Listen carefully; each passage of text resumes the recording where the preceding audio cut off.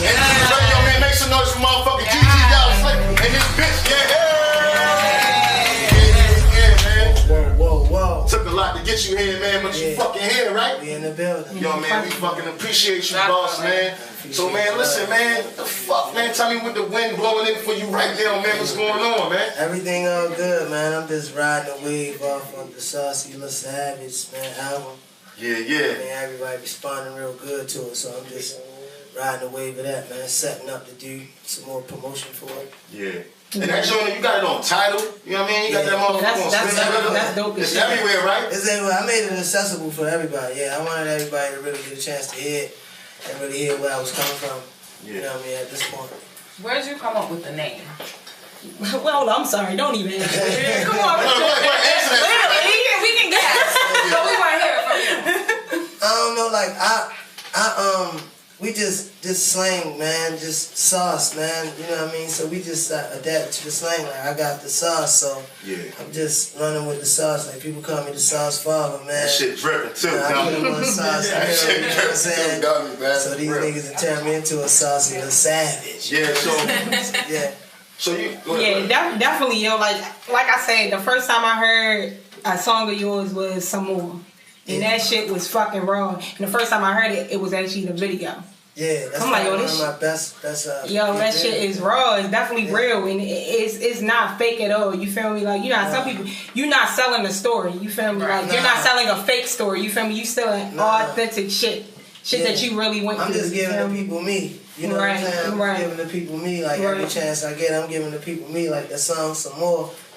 That was a personal song. Like I said, I'm even talking about my mother. Yeah, you know, definitely. my mother, you know, used to get high and stuff like that. So it's kind of was a personal song, but I just made it, you know, made it good for you. Right, and it definitely, and it was lit. You feel me? Like you definitely can dance to it. Wasn't like right, Yo, when niggas really get to really seeing what you got to offer with that shit, listen, I can't even equate you to another artist and say you like him. No, you like you. Right. And that's the difference. That's the difference between Slick and most artists and industry artists. Nigga, you polish this shit. Yeah. You feel me? For a new artist, you're fucking heavily polished, and that shit can ride the shit out of a beat. Oh my god! Like, yo, the first time, like I said, when I heard that song, and then when Philly came to us, like, yo, we got Slick, yo. I'm like, damn, alright, that's what's up. I do my shit, I do my research, and then I go back to Master P. Yeah, that was. And I listen to Master P, and I listen to what you got now, yo. When I say you was hard back then, but you developed as an artist. Like, I love seeing artists develop, like, get even harder and get more slick. Like, so I see you repping Cherry Hill hard, man. Yeah. Cherry Hill, that's where it's at. So you native to Cherry Hill, right? Yeah, boy, there is. Yeah. So I mean, like, but coming out of that whole environment, you know what I'm saying? Coming out of that whole situation, you know what I mean? For most kids, it's like a dead end. But for somehow, some way, you and your whole team found a way out this motherfucker, man. And like, listen, don't get it twisted, man. It ain't all being in the street don't make you real, but it's real that this man was in the street and transitioned his life into music. You understand what I'm saying? Yeah. So the fact that you took that would encourage you to really say, fuck it, man, I'm gonna get behind this rap shit. Even though it started off slow with some money pit, what made you get into it? I mean, it always was a passion of mine, right? But I was, in 2013, man, like the feds came and locked up like most of my homeboys, you know what I'm saying? Like my whole neighborhood went to jail, and I could have easily been one of those people, you know what I'm saying? Like, but through the grace of God, I wasn't. So I just took it as a blessing and said, I gotta really dive in deep into something else.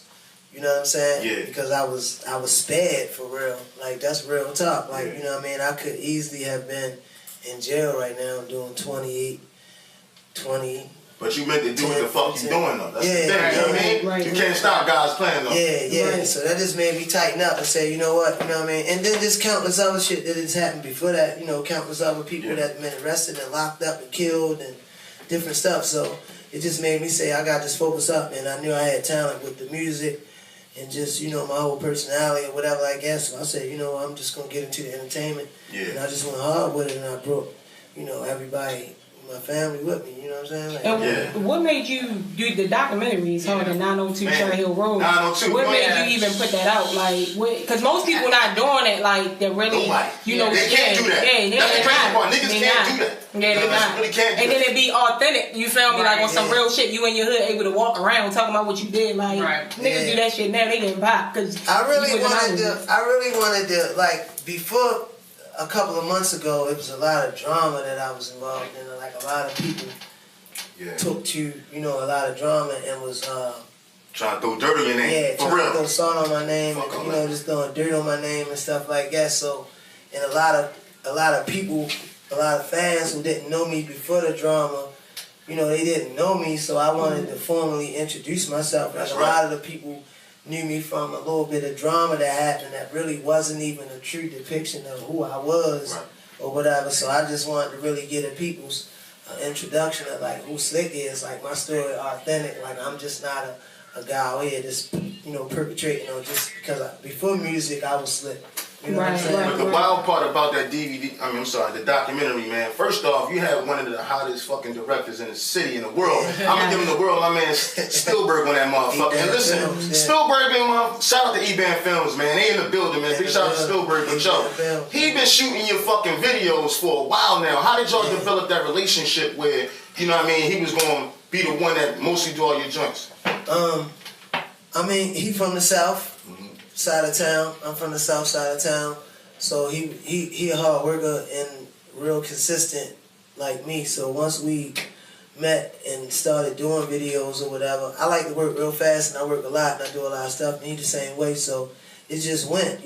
As time went on, I'm as consistent as he is. So it just went. We kind of on the same path as far as work. So ain't nobody as consistent as him. That's right. As far as directing. Shout out motherfucking Spielberg, man. Yeah, the videos definitely hot. Like that top of the game. That shit mean. Yeah. That shit How did you like prepare yourself though? Like a documentary was something kind of new to you. Like what was the hard? Yeah, you got your aunt in there. And they dropping some real shit on there though. Yeah. Like how did you prepare yourself? The crazy part is, right? Just honestly speaking, I always envisioned like doing a documentary. Like years ago, I was sitting in jail and stuff like that. And even now, when we did the documentary, I'm thinking like I don't really want to say or give them too much because I got a bigger thing that's probably gonna happen later on. So I don't really want to do too much, but I do want to introduce myself. And what we did was we ain't even prepared for it. You know what I'm saying? Once we said, I took it to Spielberg that we was gonna do it, and I told them, a few people that we can just run down on and do it. I asked them, was they willing to be filmed? They said, yeah. We didn't even have any questions or nothing like that. We just did it all raw, and it probably took us about 2 days. It didn't even take us long to do. And that's how real and authentic it is, though. What is real is right. Like right.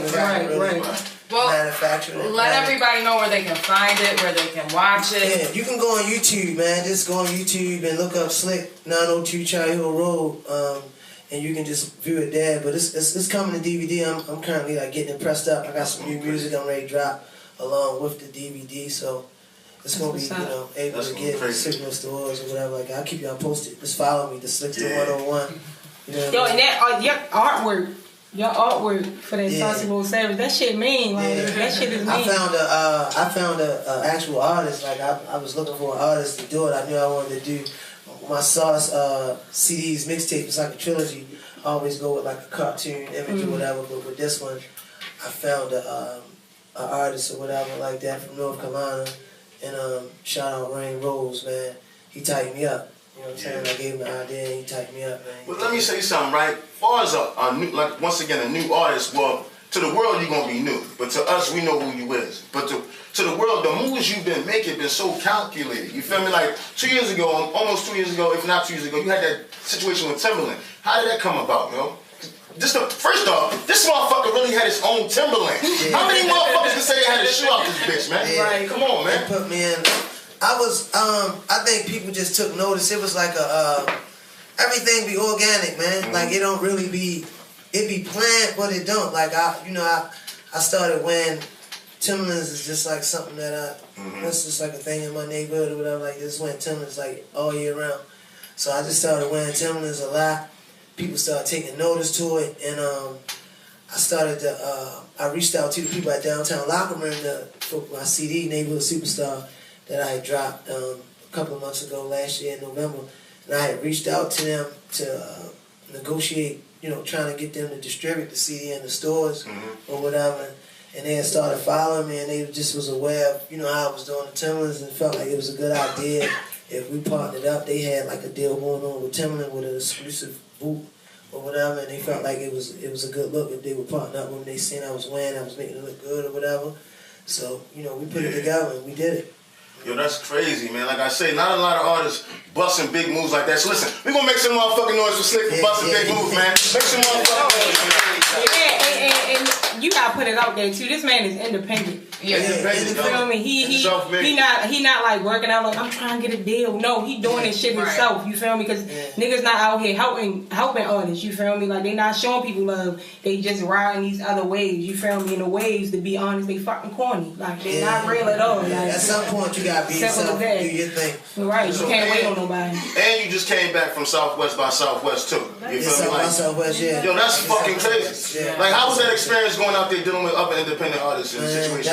That was probably one of the best experiences of my life, man. I felt at home. You know what I'm saying? I felt at home just around a bunch of different artists. You know what I'm saying? Like, that was just a place full of artists, a festival full of artists. You know what I mean? And I got to perform. I had 2 different dates. You know what I mean? So it was just a good look. I got to meet a lot of people. I got to see a lot of people that I'm fans of and stuff like that. So it was a good experience, man. I'm excited to really go back. Yeah. So, and I see you a dedicated father too, man. You stay with your sons, man. Yeah, they cute. They is too cute. I seen them on IG. I'm like, they is too damn cute. They they slick just like him. I'm like, oh my god, they got so much personality. They be posting up with their little poses. I'm like, look at them. They is too damn cute, yo. But like when you, as far as like performances, like when can somebody come see? Because I ain't gonna lie, if I know you performing, I'm definitely coming. Yeah, they just gotta follow me, man. You know what I'm saying? They just gotta follow me, man. Stuff come. We putting some stuff together now. You know what I mean? We putting a mixtape release party, a DVD release party for that documentary that I did. I told you I'm getting it pressed up. So just stay posted, man. Just follow me. Like I say, the Slickster 101. I'm on every, media outlet. So just stay posted. We definitely working though. I mean, what's next for you? Is there anything besides music? Like, what's the next move for you? Yeah, clothing. I was gonna say that. You got a good style. Clothing, like that's the whole thing. Like even when I'm doing whatever I'm doing with the fashion, I'm really into it. Like I don't do it for show, but at the same time when I show and when people reach out, like the thing that we did with Downtown Locker Room and Timberland and stuff like that, it just confirmed for me that I got a style. You know what I mean? You talking about putting out your own line though? Yeah. Like really, like honestly, before Go Get His Lifestyle was a rap music label, it was I had an idea of it being a clothing company. I drew and I sketched a bunch of different designs of clothing, and then it's Go Get His Apparel before Go Get His Lifestyle. So it's always been an idea of mine to kind of bring fashion into it. Right. So that's like on the back end in the future, that's where I'm going at with it. We already do the hats and those signature t-shirts and stuff like that every couple of months. We'll bust out and do it exclusively, and you can get your hats and your t-shirts and nothing, but it's gonna be an all-out apparel, like an all-out line. GGL is what? It's a label, it's an umbrella, but who was in GGL? Yeah, what does that consist of? Talk about that shit. GGL, man, Go Get is the lifestyle. That's right.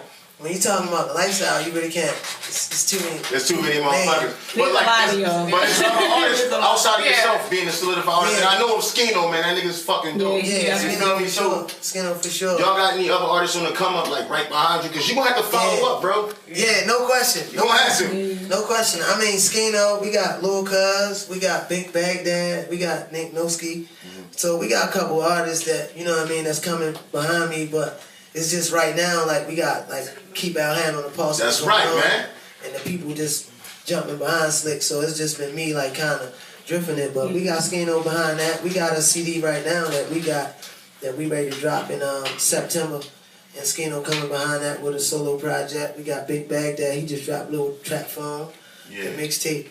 or whatever. We got Lil Cuz. He just dropped a mixtape that did real good on Spinrilla, man. We probably had 7,000 to 8,000 downloads on that. I fuck with Bink too, yo. That little nigga, man, he's different. It's like only nigga that I can say that he remind me of is like Young Thug, but like not like him. He's not him. But listen, the nigga is, if you don't know about Bink Bag, shout out Bink Baghdad, yo. This little nigga is fucking crazy. Like, you gotta see him, he's like eccentric as fuck, man. Like, he be wearing pink bandanas and shit, man, but he keep that shit really real. And that's why I fuck with him, yo. Like, I peeped him.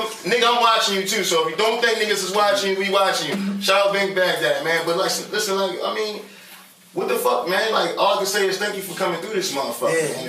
I appreciate y'all having me, man. I appreciate y'all having me. When you reached out and said it, I was excited to be here. You know, definitely let everybody know again where they can find you, where they can find the documentary and the music. You can find me, man. I'm everywhere. Like, I'm actually everywhere, man. But most importantly, man, I'm like on IG a lot. You know what I'm saying? So that's our platform. Catch me on IG. Right. What's your IG? The Slickster 101. The Slickster 101.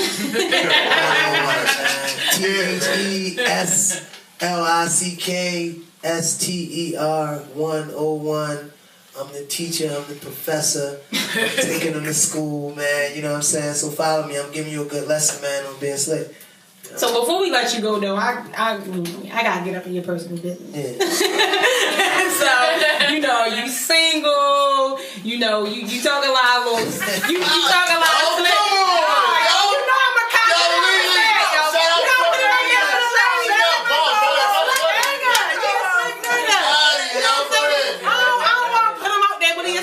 Some girls may be out there like, damn, this man's slick as shit. Come through with the air, you feel me? I mean, I ain't gonna lie. When I started, I ain't gonna lie. When I posted you, my godson mother, she straight was like, who the fuck is that? I'm like, that's Slick from GGL, yo. She like, can I come through? Bitch, no, you can't. Bitch, no, you can't come through and sit down and no, bitch, no. He don't want no parts of your crazy ass, no. Yeah, no, I'm single, man, but I ain't on the market. Right. That's all. I like see real shit. Real nigga shit. You feel me? Yeah, I'm real. That was a good one. It's hard to trust people. You know what I'm saying? Oh, ain't no question. Yeah, definitely. People always try to ride your wave. Yeah, just try to get so before we get you out here, man, you got anything you want to say to the people?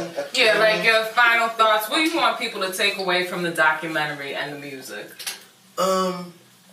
I just want, it's like, you know what I mean, with the music and from Baltimore, like I'm a real Baltimorean, man, like first and foremost, you know what I'm saying, so I represent for the whole city, so a lot of times with my music and what, you know, anything that I put out visually or whatever like that, I really want more than Baltimore to really get to see that we got a lot of talent going on. Right. Like it's more than just bang bang boogie, you know what I'm saying, and a lot of other people in Baltimore, a lot of the people that's established, you know, it's like a popularity race. And, you know, they even support stuff that's garbage. Like, it's really not even a good representation of Baltimore. It's really not, you know, when you put it on the scale of what else going on in the world, it's like, what the fuck? It's nothing. You know what I'm saying? So, you know, I'm here to represent, you know what I mean, the good, you know, the talent, you know what I'm saying? Real shit. That's slick shit. But this is real hip-hop. When I look at you as an artist, this is what I want for Baltimore to represent, you feel me? And when I go out of town, the first thing people always ask me, like, so, is it really like The Wire? And, like, they asking me crazy shit, right? Or they asking, you know, I'm not going to say no names, you know, I don't want to get in trouble by Philly later on, but, you know, they ask me about these certain cats. I know they do ask me about Scooter, you feel me? And Scooter, he was nice as shit. Scooter was definitely authentic. He was real, you feel me? But some of these other cats, like, get him out of here. And like I said, I support Baltimore as a whole, you know what I mean? I support Baltimore artists and all that, but, you know, I just got to be real. And a lot of the music and a lot of the stuff they get behind, you know, it'd be a popularity thing less than a talent thing. And that's why I think it's not, we haven't propelled this, because we got a lot of talent. Yeah, exactly. It's a lot of talent. Popular, you know what I mean? It's not going to get supported. And, you know what I mean? So I'm here to represent that. Like, you know what I'm saying? With my music, with my visual stuff, I'm here to represent that. I'm that medium, you know what I mean? I ain't so high up.